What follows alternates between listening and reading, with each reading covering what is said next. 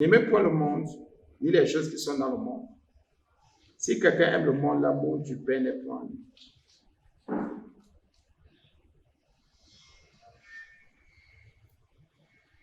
Car tout ce qui est dans le monde, la convoitise de la chair, la convoitise des yeux, l'orgueil de la vie ne vient point du Père, mais vient du monde. Et le monde passe et sa convoitise aussi, mais c'est qui fait la volonté de Dieu demeure éternellement. Il y a l'amour ici. Ce matin, par la grâce de Dieu, j'ai beaucoup parlé de l'amour. Bien-aimé,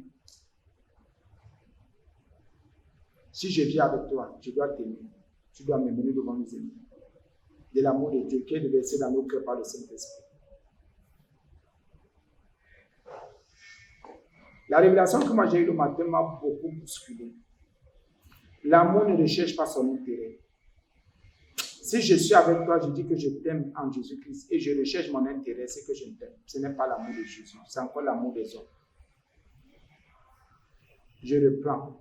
L'amour ne cherche, si vous voulez, on va me dans 1 Corinthiens 13, l'amour ne cherche pas son intérêt.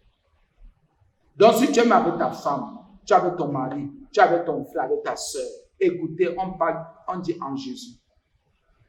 Si tu recherches ton intérêt, ce n'est pas l'amour de Dieu que tu as reçu. Tu es encore dans l'amour du monde. Je reprends bien. Parce qu'il y a même parfois des femmes ou des hommes ou des gens qui sont avec leurs parents ou des parents qui sont avec les enfants, ils regardent, oh, je vais tirer profit de quoi? Si l'amour ne cherche pas, il y a le mot chercher, il ne cherche pas son intérêt. Quand la Bible dit de penser aux intérêts des autres, c'est dans les affaires. Que tu as une affaire avec elle, là tu dois penser aussi aux intérêts de l'autre, à l'intérêt, penser aux autres. Mais ce qui concerne l'amour, c'est à moi de donner. Aime ton prochain comme toi-même. Aimez-vous les uns les autres. Que je t'aime comme moi, donc je ne regarde pas. C'est à ton intérêt que je regarde. C'est à moi de te donner. C'est à moi de faire, oui. C'est à moi de te supporter, de te pardonner, mais c'est à moi de donner ce qu'il lui a donné. C'est ça. C'est ça que la Bible dit qu'il ne faut pas aimer le monde. Celui qui aime le monde, non, c'est un amour différent. Il faut aimer Dieu, il faut aimer le Père, il faut aimer le Fils, il faut aimer la parole de Dieu. Regardez comment nous sommes intéressés. L'amour ne cherche pas son intérêt. Je m'en vais avec elle parce que je peux recevoir ceci. Il faut que je sois en contact avec elle parce qu'elle peut faire cela de moi. Ce n'est pas l'amour. C'est l'intérêt. N'appelle pas ça amour. Regardez les personnes qui sont ensemble seulement parce que l'amour. Non, c'est l'intérêt. N'aimez point le monde. La Bible dit, ni les choses qui sont dans le monde. Les choses. Parce que tu as telle chose, je dis que je t'aime. C'est la chose que j'aime ou bien c'est toi. C'est la chose que la personne aime. Comprenez bien ce qui est écrit. C'est ton titre que la personne aime. C'est ceci, c'est cela que la personne aime. La chose. C'est pas toi. N'aimez pas le monde ni les choses qui sont dans le monde. Si quelqu'un aime le monde, l'amour du Père n'est point en lui. C'est opposé.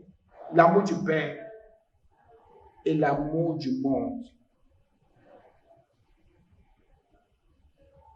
Dieu n'aimait jamais le monde. C'est clair. Il y a le mot monde. Prenons le monde là comme on veut tourner, ça retourne. Si tu aimes le monde, tu vas aimer les choses. La Bible nous interdit d'aimer les choses qui sont dans le monde. Donc même quand tu dis j'aime telle chose, fais attention. Aimer, c'est dans le sens aussi d'attachement. C'est aussi ça. Et c'est pour cela qu'on va voir ce que l'amour du monde et les choses du monde, c'est que cet amour produit en nous. L'amour du Père n'est pas en lui. Rassure-toi que tu as l'amour du Père en toi. Celui qui a l'amour du Père en lui. L'amour de Dieu en lui. Il y a des choses qui ne peuvent. Regardez un peu. Oh, les hommes sont comme ça, les femmes sont comme ça, les gens qui prient là, vous êtes. Écoutez bien, l'amour du monde. L'amour du monde.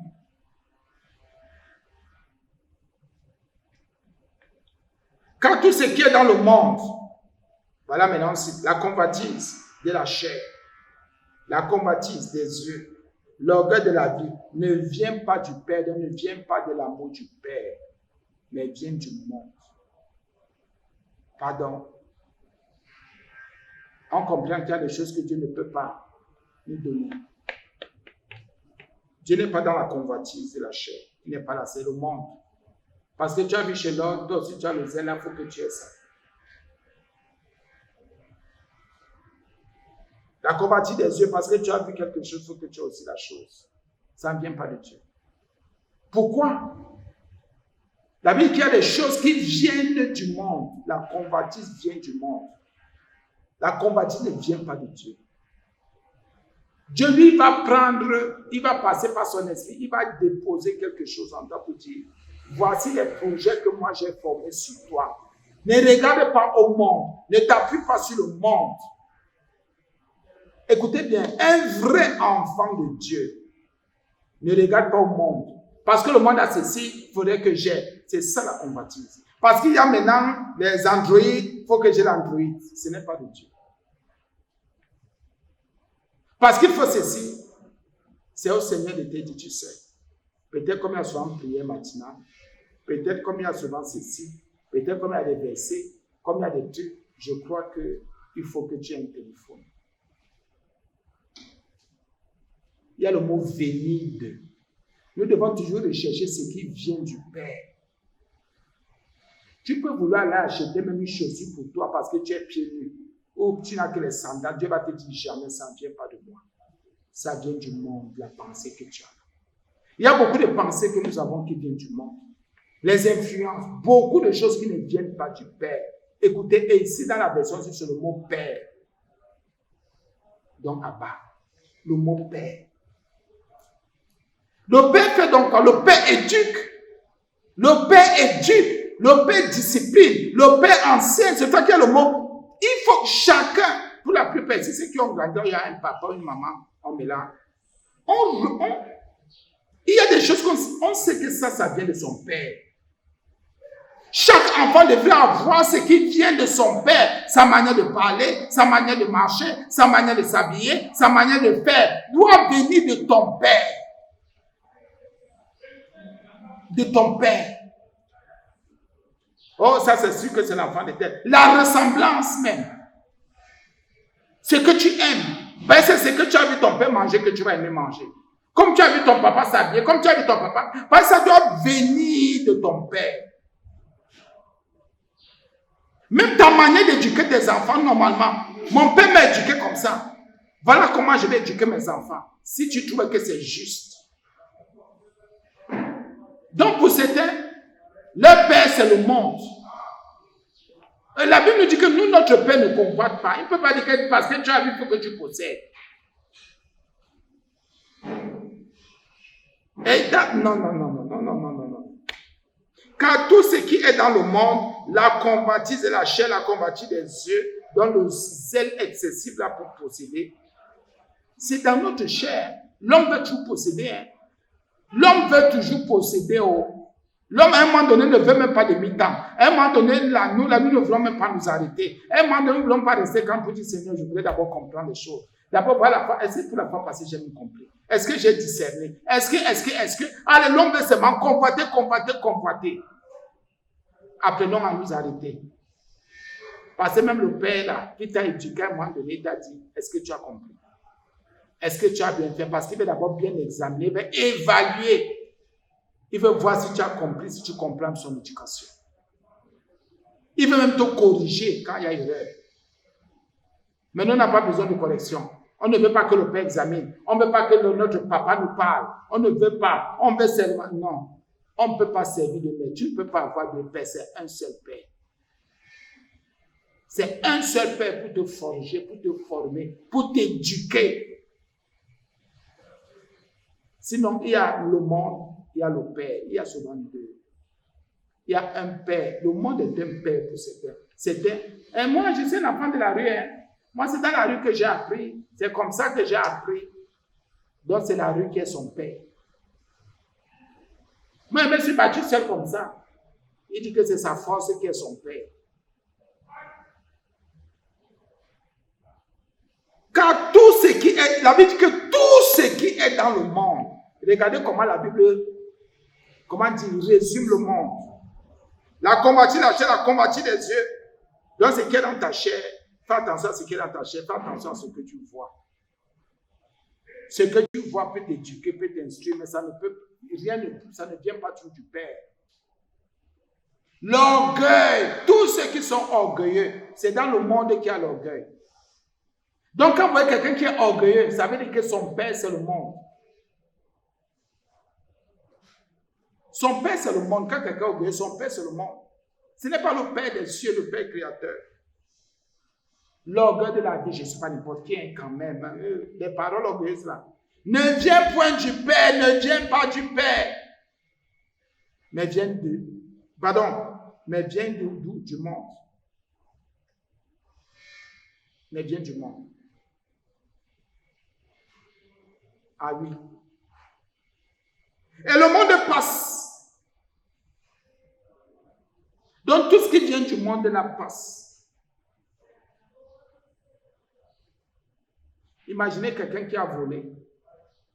Pour aller s'acheter une chaussure. Pourquoi que la chaussure ne va pas se gâter? La terre, quand elle ne se gâte pas, elle va te serrer un jour.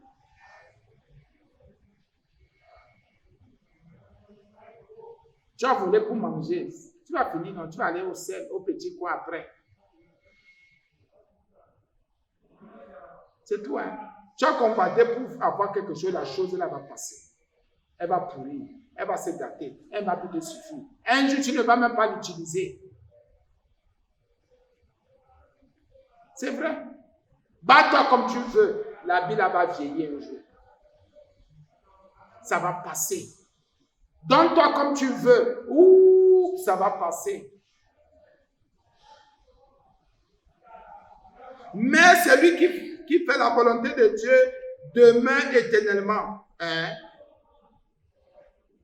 Donc, si je fais la volonté de Dieu, je vais demeurer éternellement. Comme j'expliquais hier, c'est ton esprit qui intéresse Dieu, qui intéresse le Père, c'est ton esprit. Il sait que ton esprit est dans la chair. Il veut donc éduquer ton esprit, comment te dire, pour vivre au ciel. Le Père, donc, parce que c'est ton esprit qui l'intéresse, il nourrit ton esprit. Il discipline ton esprit. Il donne à ton esprit ce qui vient de lui, du Père. Parce qu'il est le Père des esprits. Et il te dit alors, ne regarde pas ce qui est dans le monde là, ne te donne pas à feu pour recevoir ces choses-là. Laisse-moi, je vais te nourrir. Laisse-moi, je vais prendre soin de toi. Laisse-moi, laisse la faire de la chair là. La chair là a déjà un défaut, la convoitise. Tes yeux ont déjà un défaut, la convoitise. Il y a autre chose que le monde va te servir, va te donner comme éducation, l'orgueil.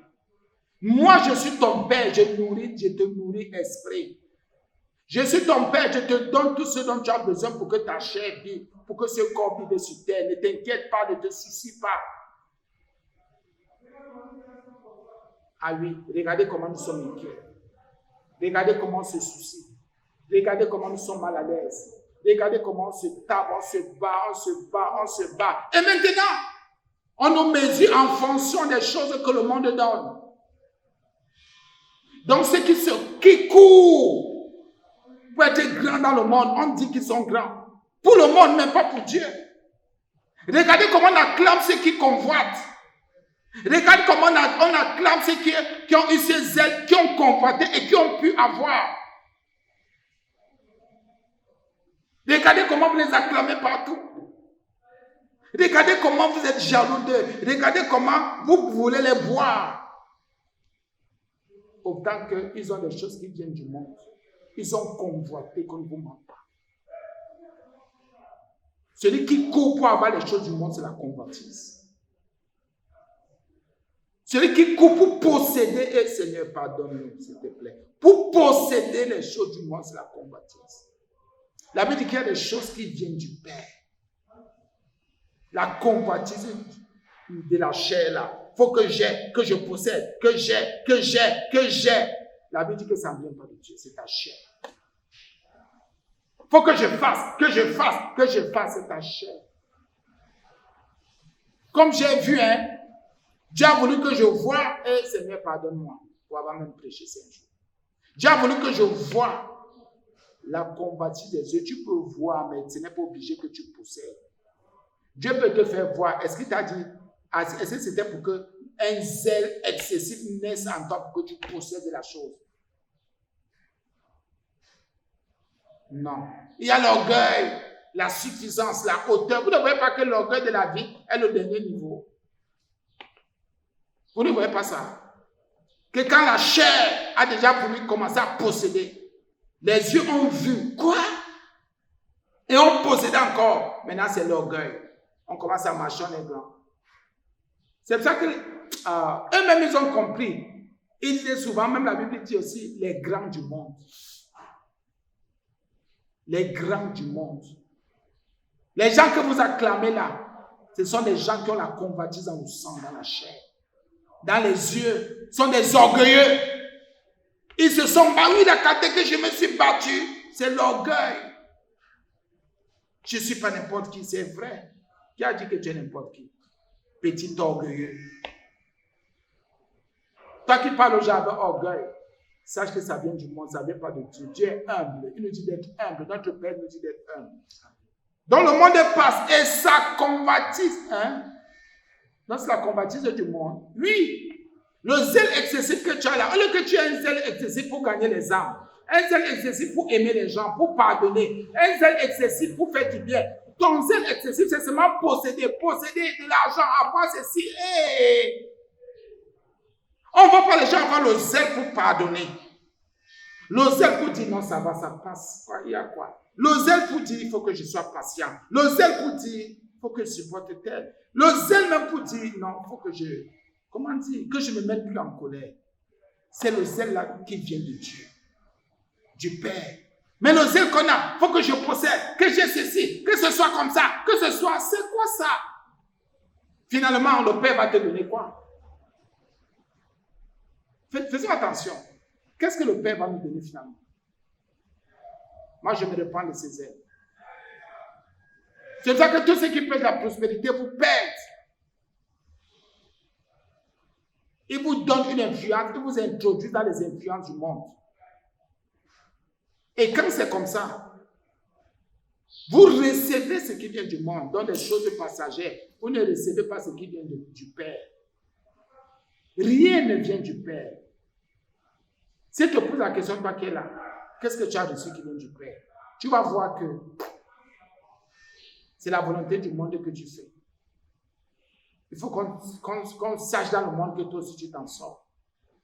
Il faut qu'on sache que toi aussi tu as levé la tête. Il faut qu'on sache que, comme il dit tous les jours, que ta prière dose, tu es dans une bonne assemblée. C'est le monde de tout ça. Le monde est dans la convoitise, c'est le monde exact. Le monde de convoite. Et quand quelqu'un a atteint un niveau, il veut voir si toi aussi tu t'en sors, si toi aussi tu convoites comme lui. Si tu dis que je ne convoite pas, Seigneur, pardonne-nous vraiment, la convoitise là nous a tellement pris. Et Jésus, je me reprends. Maintenant, les gens font le témoignage, sont les témoins de convoitise. Quand le Seigneur va te déposer quelque chose à cœur, bien aimé, il vient, il le fait. Et tu vois comment il t'aide à accomplir. Sans inquiétude, sans souci, sans que tu aies le mal de mer. C'est plutôt le zèle. C'est-à-dire qu'il y a une certaine paix. Tout ce qui te concerne, il y a une certaine paix. Il y a une sérénité. Tu n'as pas besoin d'avoir les insomnies. Mais quand tu as le mal de tête, sache que ça vient du monde. Quand tu es tourmenté, ça vient du monde. Quand tu es troublé, ça vient du monde. Parce que quand Dieu te donne, le Père te donne, il te donne pour que ça ne passe pas. Ça va rester là jusqu'à. Mais quand tu commences à être mal, faisons attention. La vie que celui qui fait la volonté de Dieu demeure éternellement. Amen. Soyons bénis, je crois que j'ai pris plus de temps. Mais bon.